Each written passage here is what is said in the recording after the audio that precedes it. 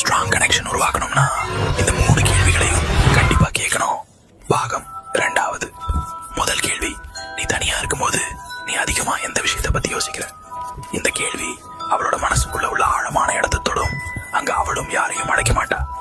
அவளோட கண்களில கண்கள் வச்சு நேரா சொல்லு, நான் விரும்புறேன் நீ அதை எல்லாமே என்கிட்ட ஷேர் பண்ணணும், எந்த ட்ரும் இல்லாம.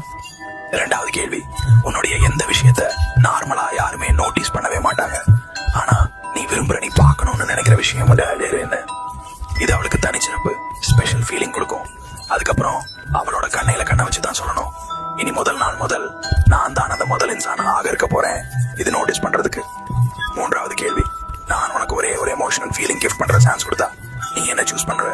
அவ சொல்றத கவனமா கேள், மெதுவா புன்னகையோட சொல்லு, நான் முழு மனசோட ட்ரை பண்ணுவேன் நீ அந்த எமோஷனை ஒவ்வொரு நாளும் ஃபீல் பண்ற மாதிரி, அதுவும் என்னோட கூட.